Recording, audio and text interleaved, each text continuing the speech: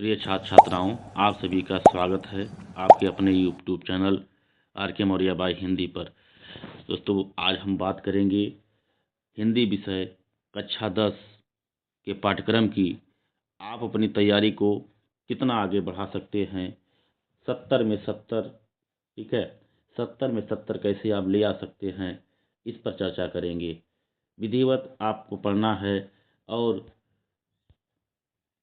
हमारे कहे गए दिशा निर्देशों को फॉलो करना है। आप अच्छा स्कोर कर पाएंगे। ठीक है, चलिए शुरुआत करते हैं। देखिए, इसमें क्या है, 70 अंक की लिखित परीक्षा होगी। 30 अंक आंतरिक मूल्यांकन के लिए निर्धारित है। आंतरिक मूल्यांकन यानी जो आपको विद्यालय से मिलता है। बहुविकल्पी प्रश्न है। अब ध्यान देना है कि इसके प्रश्न जो है 2 खंडों में विभाजित रहेंगे। 2 खंडों में, खंड अ और खंड ब। मैं यहाँ दिखा दे रहा हूँ, खंड ब, वर्णनात्मक प्रश्न।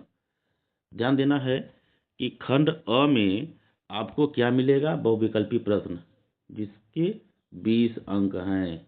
कितने हैं? 20 अंक। अब वो कहाँ कहाँ से पूछे जाएंगे, ये आपको ध्यान रखना है। देखिए, हिंदी गद्य के विकास का संक्षिप्त परिचय आपको 5 अंक जो है यहाँ मिलेंगे, यानी 5 प्रश्न आएंगे। हिंदी पद्य के विकास का संक्षिप्त परिचय, जिसमें रीतिकाल और आधुनिक काल है। वहीं पे काव्य सौंदर्य की बात करें तो यहाँ पे देखिए, हास्य रस, करुण रस, ठीक है।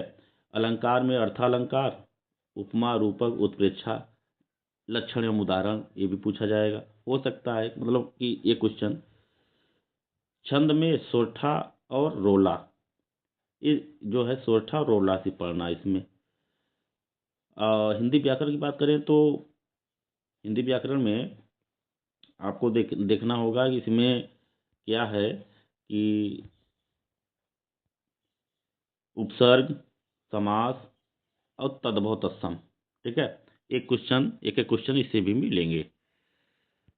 वहीं पे संस्कृत व्याकरण से भी एक आध क्वेश्चन देखने को मिलेंगे। सर्वनाम, जो तद और युष्मत होता है। फिर इसमें वाक्य का स्वरूप, वाच्य प्रयोग, वाच्य परिवर्तन।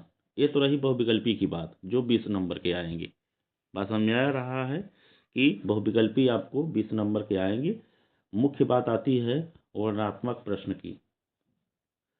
इसमें क्या है, देखिएगा कि गद्य हेतु निर्धारित पाठ्यवस्तु से गद्यांश पर आधारित प्रश्न आएंगे, जो कि 2 क्वेश्चन रहेंगे, ठीक है, 6 नंबर के। फिर पद्य पर आधारित वहीं पाठ्यक्रम से मतलब पाठ्यवस्तु से पद्यांश सहित पद्यांश पर आधारित प्रश्न आएंगे। फिर संस्कृत का गद्यांश, संदर्भ सहित अनुवाद। फिर संस्कृत का ही पद्यांश यानी श्लोक, संस्कृत सहित मतलब हिंदी सहित अनुवाद, यानी उसको संस्कृत में दिया रहेगा, हिंदी में अनुवाद करना होगा। फिर खंड निर्धारित खंड काव्य से कथा, कथानक, चरित्र, चित्रण एवं आधारित प्रश्न। खंड काव्य मैं बता दे रहा हूँ अभी कि खंड काव्य का कौन सा क्वेश्चन जो है आएगा आपकी मिर्जापुर जिले में। तो 3 नंबर इसके लिए हैं।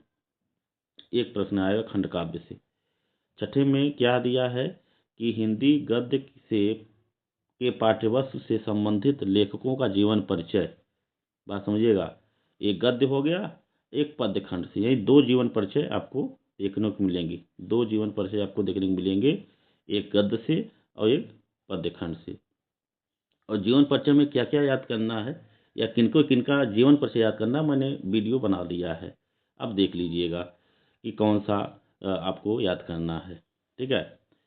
और फिर 7वां नंबर आता है संस्कृत के पाठ्य वस्तु से कंठस्थ श्लोक। एक श्लोक आएगा लिखने के लिए 2 नंबर का एक, ठीक है।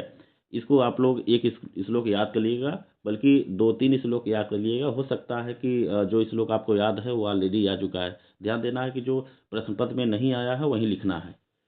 पत्र लेखन, पत्र अगर लिखना नहीं आता तो आप कमेंट में बताइएगा, मैं पत्र लिखने यानी औपचारिक अनौपचारिक पत्र लिखने का प्रैक्टिस भी करा दूंगा।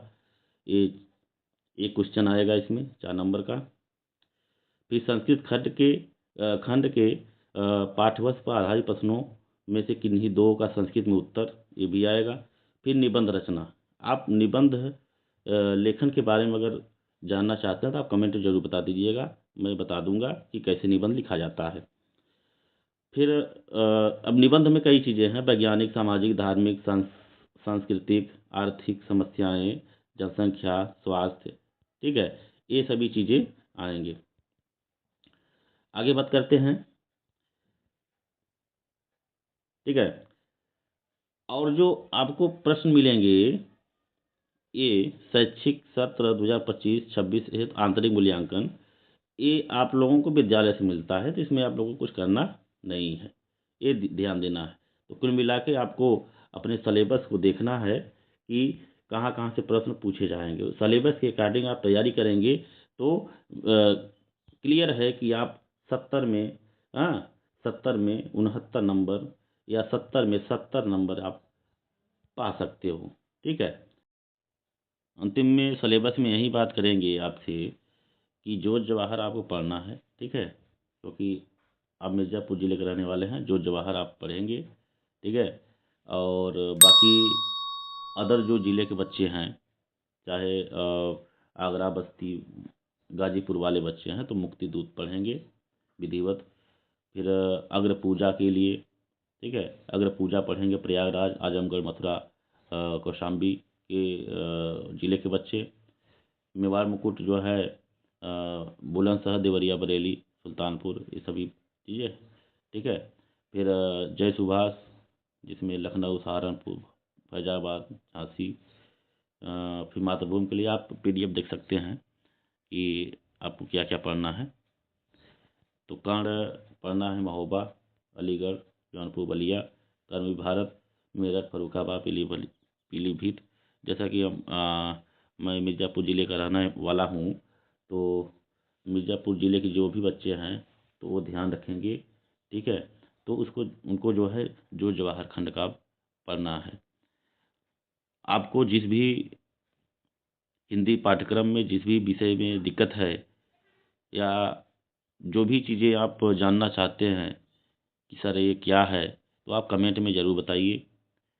और इस वीडियो को लाइक करें, शेयर करें, दोस्तों को बताएं कि हिंदी की तैयारी के लिए एक चैनल है, उसको सब्सक्राइब करें।